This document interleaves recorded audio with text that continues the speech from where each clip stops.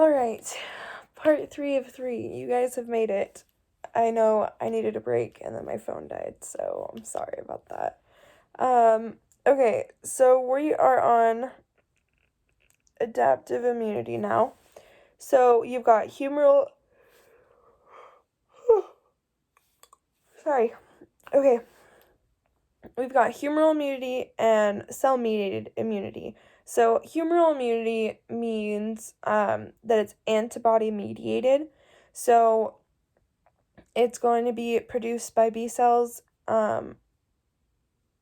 It's going to react with antigens. It's going to involve indirect killing. It is very specific. And it's effective against extracellular toxins.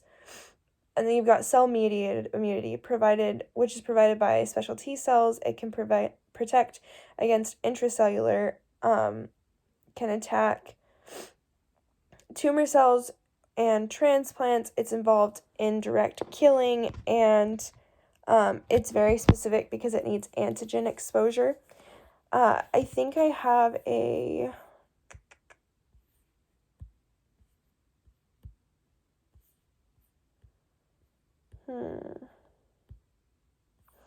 I'm gonna go in and fix this in a second, but I have a really good YouTube video that you guys can watch about cell-mediated immunity, which I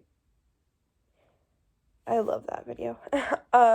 Okay, so immunoglobulins, that's the same thing, the same name for antibodies. We have 5 classes. We've got IgG, IgE, IgD, IgM, and IgA. They are all characterized on my slides. It's just one of the slides I pulled from her lecture slides. I think this is definitely worth looking over. But understand that Ig, G, E, and D all are monomers. IgA is a dimer, and IgM is a pentamer. Okay, so clonal selection.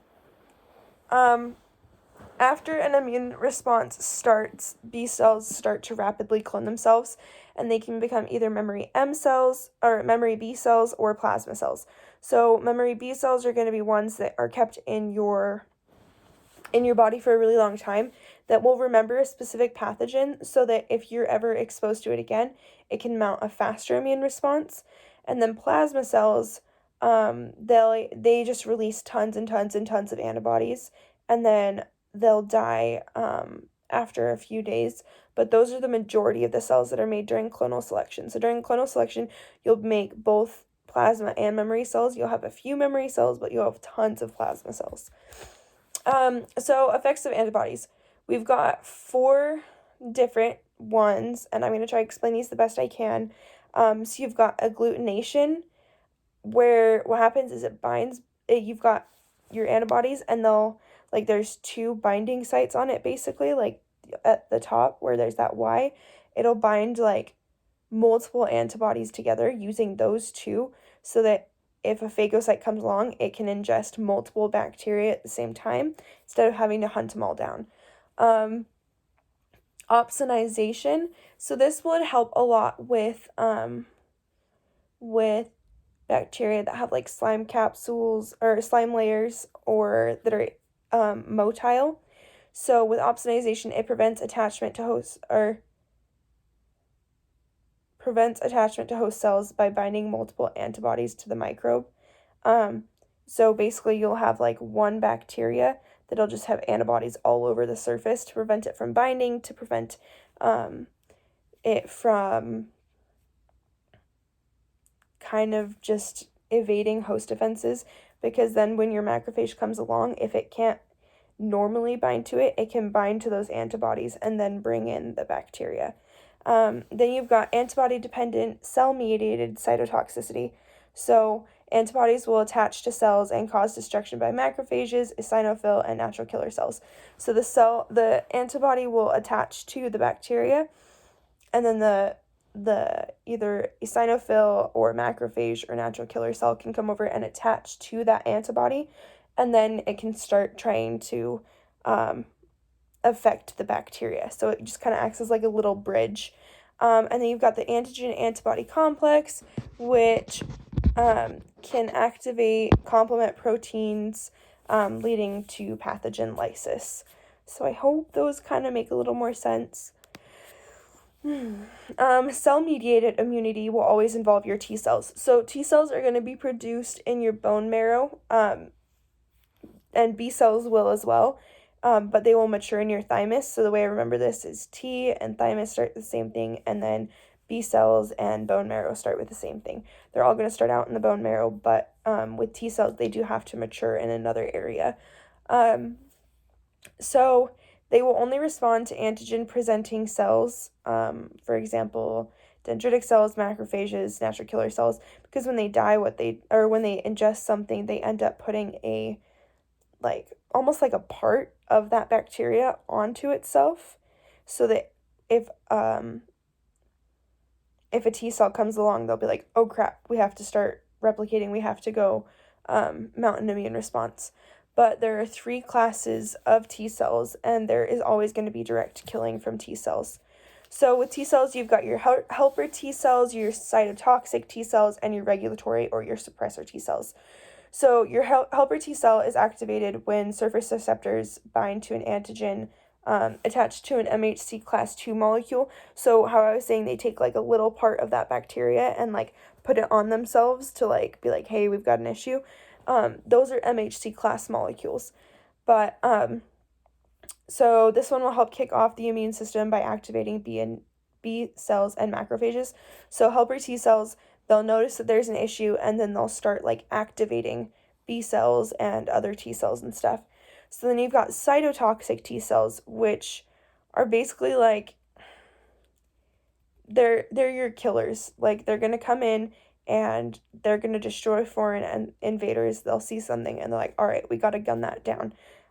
So they're the ones that are actively involved in killing different bacteria or pathogens. And then you've got your regulatory or your suppressor T cell, which when things are rapidly reproducing, there's a chance that there's an error. So your regulatory T cell is supposed to prevent your cytotoxic T cells from, or your helper T cells or your B cells from attacking your normal microbiota, or from attacking yourself. So like a lot of times with like autoimmune diseases is they do have issues with that regulatory T cell, so then their body starts attacking itself. So those are our T cells. So okay, antimicrobial drugs. We've got tests to guide chemotherapy. We've got our Kirby-Bauer distaffusion test, which we talked about with the little like penicillin circles that we would put on bacteria. Then you've got your E-test and your broth dilution test. There are 4 ways that microbes become resistant to antimicrobials. They can either block the entry of an antimicrobial drug, they can inactivate enzymes, they can alter, so there's alteration of target molecule, so like they change their cell receptors on the outside, so that's not there anymore. And then efflux of antibiotics, so it'll basically kick out the antibiotics, like it'll ingest it and be like, oh, I don't like this, and spit it out. So for antimicrobial drugs, they do have like 7 requirements in order for them to work. They must be selectively toxic, because if they're not and you ingest it, it could end up infecting your entire body. If you were to take something for like strep throat and it wasn't selectively toxic for that strep strain, then it would end up affecting your entire body. It would go through all of your digestive system and basically kill off parts of it, and we want to avoid that. Does it produce hypersensitivity reactions? So does it produce like allergic reactions? Does it cause your body to hurt it, like attack itself? It needs to be soluble in human tissues, because if you ingest it and you want to spread it through like your bloodstream or spread it throughout your whole body, it's got to be able to go into the extracellular fluid and cross through each cell to make sure it gets into each cell so it can kill any bacteria. Drugs should not be degraded or excreted too fast. So if it's degraded too fast, then if it gets into your system, it's not going to work. Because, I mean, your body is at high temperatures. So if it's degraded at high temperatures, that's not an option. If it's degraded at certain pHs, then like at let's say the pH of your stomach, then it's not going to be able to actually help you. And then excreted too fast, you want it to stay in your system long enough that it actually does what it's supposed to. Drug needs to have a long shelf life. Some medications you get for quite a long time, but also like we want something that doesn't completely expire super, super fast. Just because there are recurring infections that can happen. 6, doesn't encourage development of resistant pathogens. We want to stop antibiotic resistance. MRSA is so, so scary because we don't have anything really to combat it. So we want to make sure that whatever antimicrobial drug we have doesn't promote it doesn't promote the development of that pathogen, being able to resist that treatment in the future. And then 7, it should not eliminate your normal microbiota, because if you do, then you leave yourself open to multiple infections later on. So there are 5 ways that these drugs work. You can inhibit the synthesis of the cell wall. You can inhibit protein synthesis. You can inhibit nucleic acid replication and transcription. You can cause injury to plasma membranes, or you can have inhibition of synthesis of essential metabolites.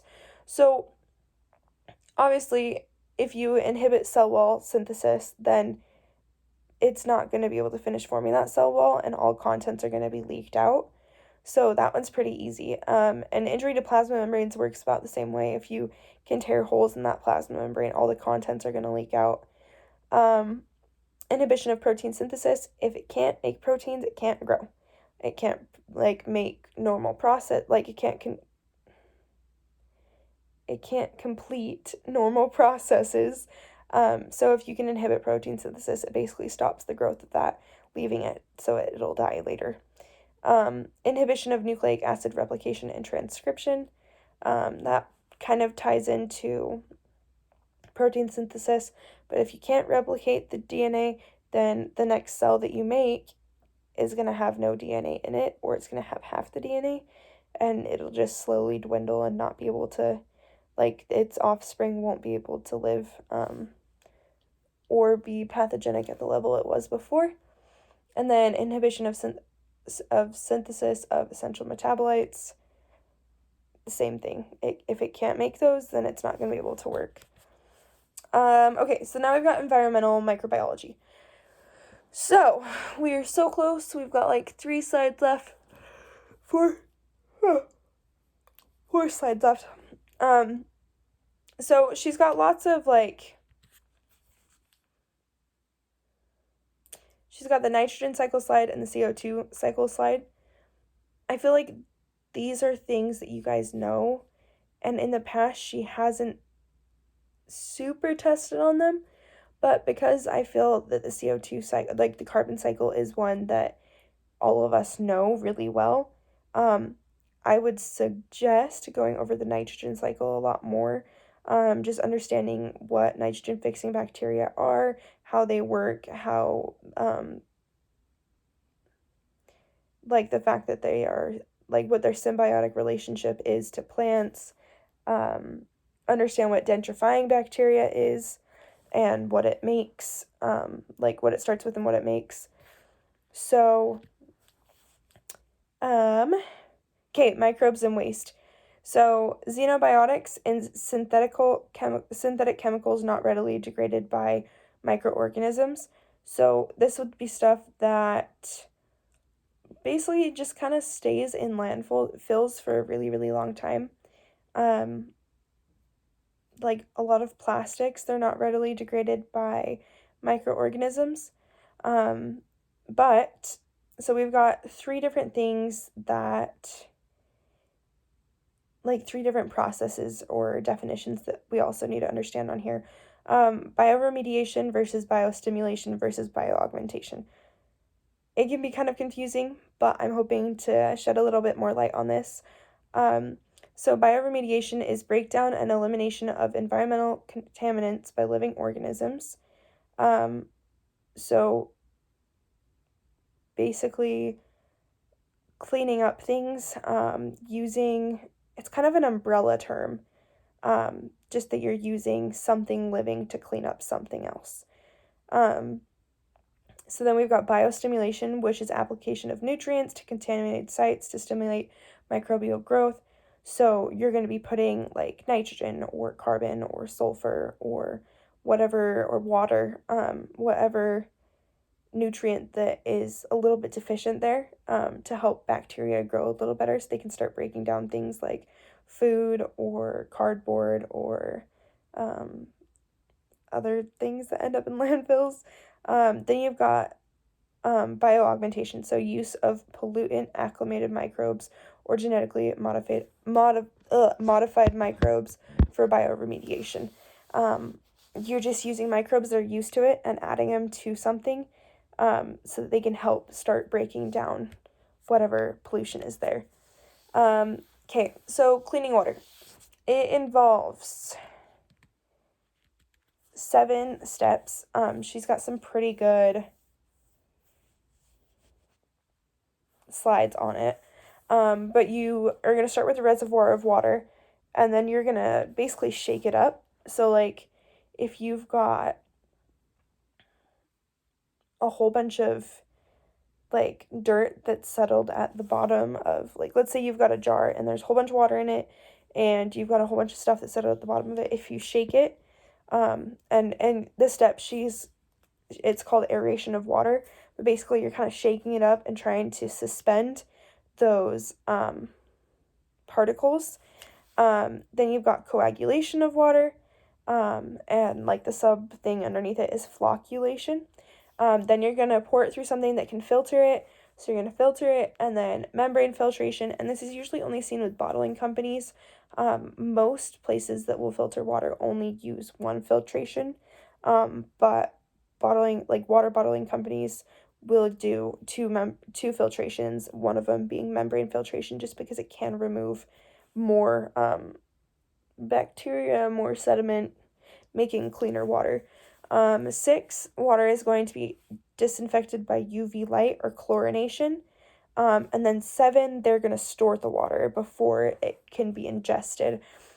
So, I mean, I feel like with UV light and chlorination, we kind of understand that. UV light can can tear up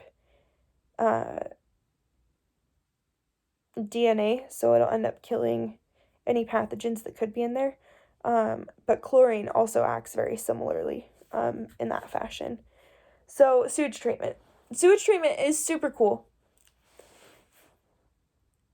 And when I say that, people think I'm a little weird, but sewage treatment is super cool. I remember when I took AP Environmental Science, we went to a sewage treatment plant, and I thought it was going to be disgusting, but it was the coolest thing.